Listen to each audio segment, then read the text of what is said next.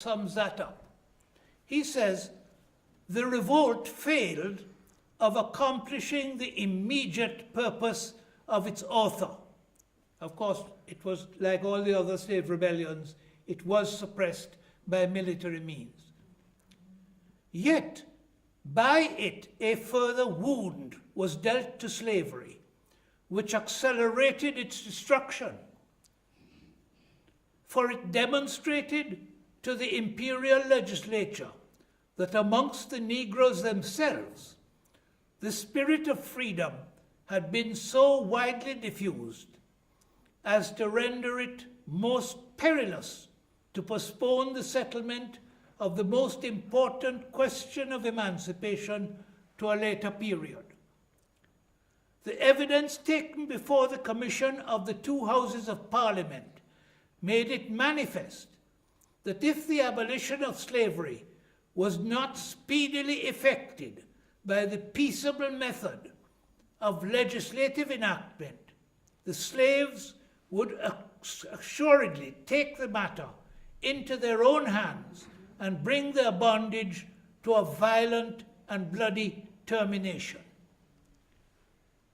Now, Bleeby's opinion, this is the opinion of a person who was himself opposed to slavery.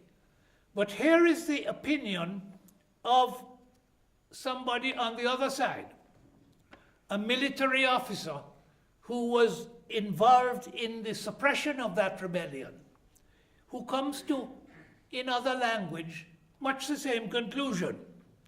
Bernard Martin Sr., this military officer, put it this way: it will not be surprising that so propitious a circumstance as the late rebellion should be seized with avidity for their furtherance and immediate accomplishment. That is, he's referring to the abolitionists. A bill was brought into Parliament by which it was enacted that all slavery should cease throughout the British dominions on the 1st of August 1834. I don't think it's possible to come to any other conclusion that the abolitionists of Britain, though they were opposed to slavery, had a program which would have taken at least half a century, which they abandoned in favor of a government program which would have taken at least a century. It was reduced to a period of 10 years, and that was the accomplishment of the revolutionary activities of the slaves themselves. Initially, the legislation provided for a way of doing this, which was as gradual as they dared to make it. Initially they proposed that for a period of 6 years, in the case of manual working slaves, and 4 years in the case of skilled working slaves, the slaves should cease to be called slaves and be called apprentices. But they were to work for their former owners. They were to work for their former owners for a period of at least some 30 or more than 30 hours per week. In most cases, 40 hours per week without pay, even if they were no longer called slaves. If they were asked to work beyond that, then the rate of pay that they were to receive was to be negotiated between them and their former slave owners. The plantation owners of Antigua realized,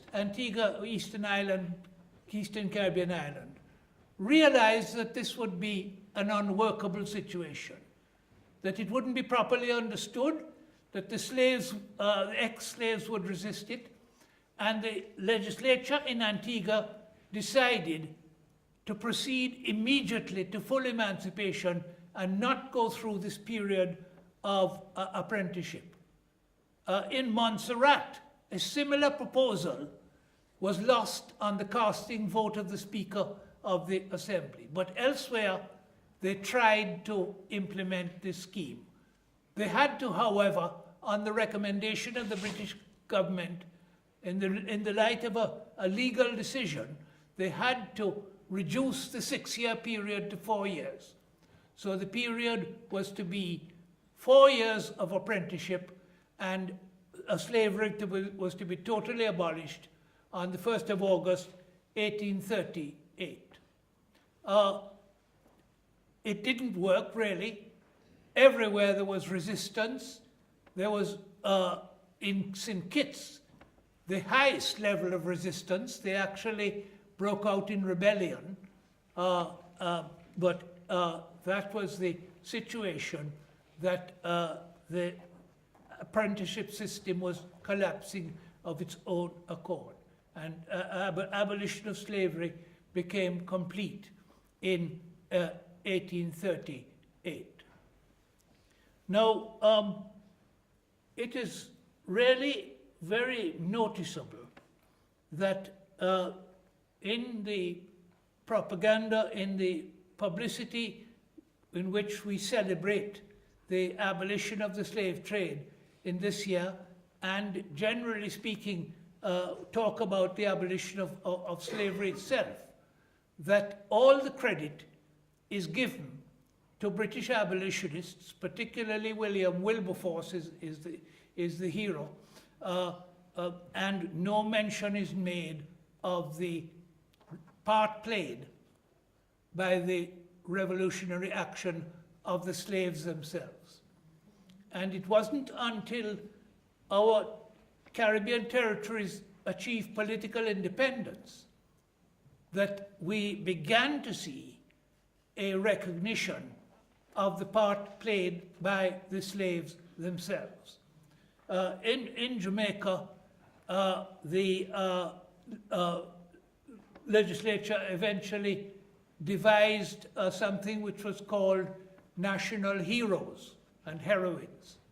And Sam Sharp, the leader of the Emancipation Rebellion in Jamaica, is a Jamaica national hero, and the square in Montego Bay, the town of Montego Bay, where he was executed, has been renamed Sam Sharp Square.